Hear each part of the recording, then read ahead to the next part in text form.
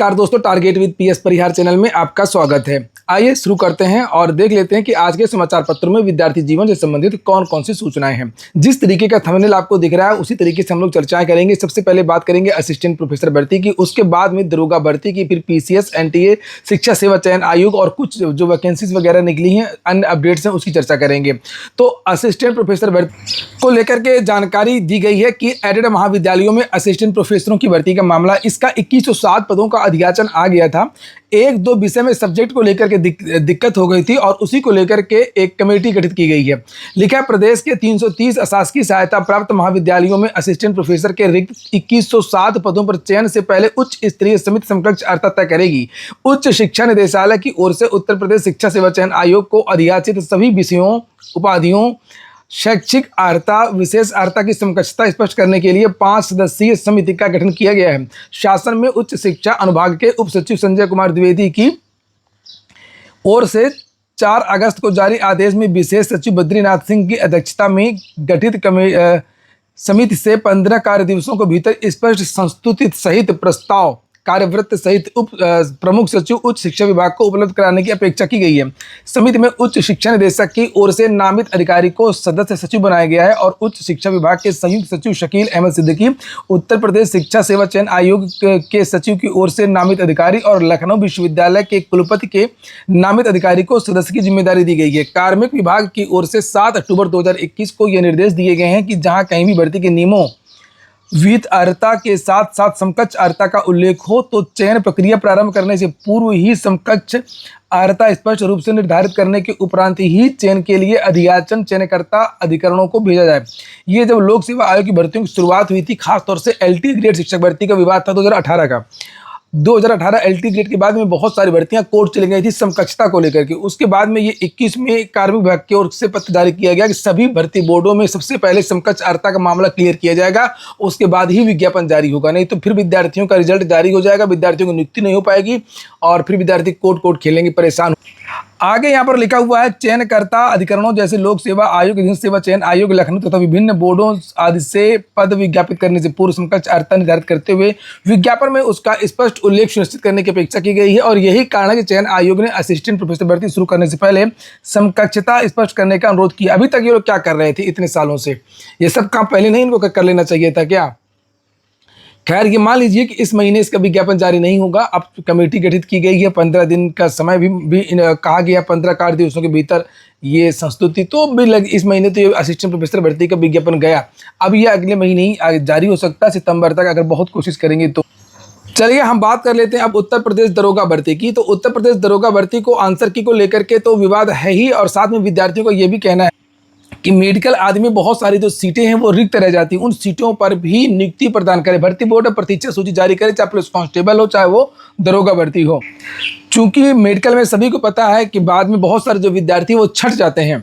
और यूपीएसआई में एक क्वेश्चन है जिसको लेकर के भी विद्यार्थी, कल में मैंने इसको लेकर के आप लोगों को जानकारी दी थी। अखिल भारतीय सेवाओं में चयन के लिए सिविल सेवा में कितने चरण होते हैं, और भर्ती बोर्ड ने माना है 2, विद्यार्थियों को कहना है 3। इसको लेकर के भी विद्यार्थी कोर्ट जा रहे हैं। तो जो भी विद्यार्थी हों दरोगा भर्ती संबंधित, इन छात्रों का एक व्हाट्सएप ग्रुप है, आप लोग जाकर के वहाँ ज्वाइन कर लीजिए। प्रतीक्षा सूची की मांग आप लोग उस ग्रुप में कर सकते हैं किस तरीके से, और दरोगा भर्ती में क्या हो रहा है उसके बारे में भी आपको जानकारी मिलती रहेगी। लिंक मैंने दरोगा भर्ती के छात्रों की डिस्क्रिप्शन में डाल दिया है, कमेंट बॉक्स में भी उपलब्ध है। अगली सूचना है, घर का भेदी लंका ढाबे और कौन कौन से मुहावरे लोकोक्तियाँ इन लोगों के बारे में कही जाए। देख सकते हैं आप लोग, इनके चेहरे गौर से देखिए आप लोग।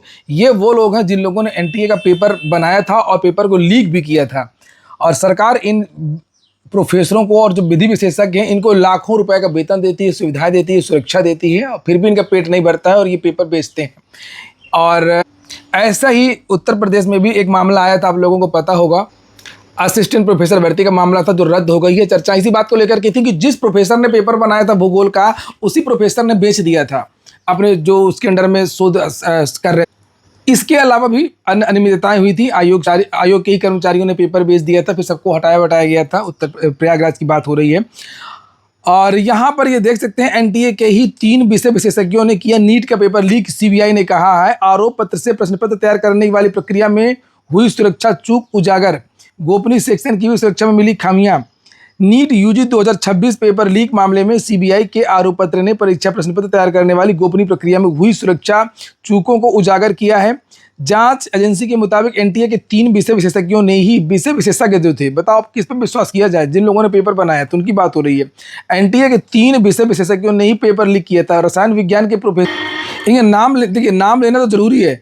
रसायन विज्ञान के प्रोफेसर पीवी कुलकर्णी और जीव विज्ञान की प्रोफेसर मनीषा गुरुनाथ मंधारे, भौतिकी की प्रोफेसर मनीषा संजय हवलदार पर आरोप है कि उन्होंने प्रश्न पत्र तैयार करने, अनुवाद और बैक ट्रांसलेशन के दौरान हासिल गोपनीय सामग्री को बाहर निकाला। सीबीआई ने 28 जुलाई को राउज एवेन्यू स्थित फास्ट ट्रैक कोर्ट में 13 आरोपितों के खिलाफ चार्जशीट दाखिल कर दी है और इसमें डिजिटल फोरेंसिक सबूतों के आधार पर पेपर लीक मामले का पर्दाफाश किया था। और अब इस मामले में 10 अगस्त को सुनवाई हुई थी और इसी मामले को लेकर के धर्मेंद्र प्रधान को इस्तीफा भी देना पड़ा था। ये देखिए, लिखा पीवी कुलकर्णी ने छोटे छोटे चिट पर लिख करके याद करके बाहर निकाले प्रश्न और उत्तर, और मनीषा मंधारे और मनीषा हवलदार ने भी हासिल किया गोपनीय सामग्री को, जो इनको मिला था उसको उन्होंने बाहर किया। चलो अगली सूचना है, वनरक्षक भर्ती में पूर्व अग्निवीरों को मिलेगा 20% आरक्षण। आने वाले दिनों में हर प्रतियोगी छात्र अब अग्निवीर पहले बनेगा, उसके बाद में आईएएस, पीसीएस और यूपीएसआई दरोगा भर्ती, जितनी भर्तियां हैं इनमें इनकी तैयारी करेगा। क्योंकि अब धीरे धीरे अग्निवीरों का जो कोटा है वो बढ़ रहा है कई भर्तियों में। इसके पहले आपने देखा होगा एसएससी जीडी, पुलिस और अब जो है वन रक्षक भर्ती में भी जुड़ जाएगा। हो सकता है कि अभी इसका दायरा और बढ़ाया जाए, ये जरूरी भी था। कोई जरूरी थोड़ी ही है कि गांव के लोग ही सेना में जाएं, सेना में सेवा करें और जो बाकी लोग हैं वो महानगरों में बैठ करके सारी सुविधाओं को भोगें। अब सब जितने भी बड़े बड़े लोग हैं, अगर उनको जल्दी नौकरी चाहिए होगी तो पहले वो 4 साल जा करके सेवा करेंगे अग्निवीर की। बहुत अच्छी बात है। विदेशों में भी इसी तरीके से है। विदेशों में तो सबको, चाहे राजा हो, चाहे रानी हो, चाहे नौकर हो, चाहे चाकर हो, कई ऐसे देश हैं जहां पर सबसे पहले 4 साल, 10 साल, 5 साल जो है सेना में जाना होता है। उसके बाद में फिर आप इंजीनियर, डॉक्टर कुछ भी बन सकते हैं। अभी कुछ वर्षों की बात है कि जो ब्रिटेन के राजकुमार हैं वो भी उनको भी सेना में कुछ दिन काम करना पड़ा था और उसके बाद में फिर वो वापस गए। तो यहाँ पर देखिए लिखा हुआ है कि प्रदेश सरकार ने पूर्व अग्निवीरों के लिए रोजगार के अवसरों का दायरा बढ़ाते हुए पुलिस और पीएससी के बाद अब वन रक्षक, वन्य जीव रक्षक की सीधी भर्ती में भी 20% क्षैतिज आरक्षण देने का निर्णय किया है। और लिखा है कि इसके लिए नियमावली में संशोधन किया जा रहा है। यह सुविधा उन अग्निवीरों को मिलेगी जिन्होंने भारतीय सशस्त्र बलों में 4 वर्ष की सेवा पूरी की है।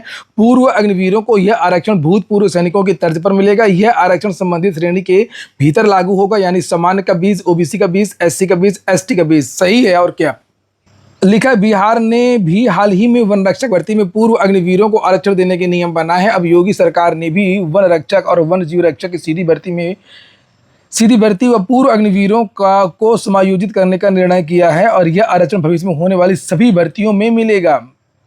वही जो मैं आपसे कह रहा हूँ, ये धीरे धीरे हर भर्ती में मिलेगा। अब हर बच्चा जो है पहले अग्निवीर जाए, चाहे पीसीएस हो, चाहे वो आईएएस हो, और ये डॉक्टर और इंजीनियरिंग में भी कर दें इसी तरीके से। अगली सूचना है पीसीएस की। पीसीएस अभ्यर्थियों ने अखिलेश यादव से मुलाकात कर रखी मांग। मैंने इसको लेकर के कई वीडियोस बनाए हैं। प्रतियोगी छात्रों की ये मांग है कि पीसीएस जो भी विद्यार्थी उत्तर प्रदेश लोक सेवा आयोग की भर्तियों की तैयारी कर रहे हैं, उनके साथ में दोहरा रवैया न अपनाया जाए।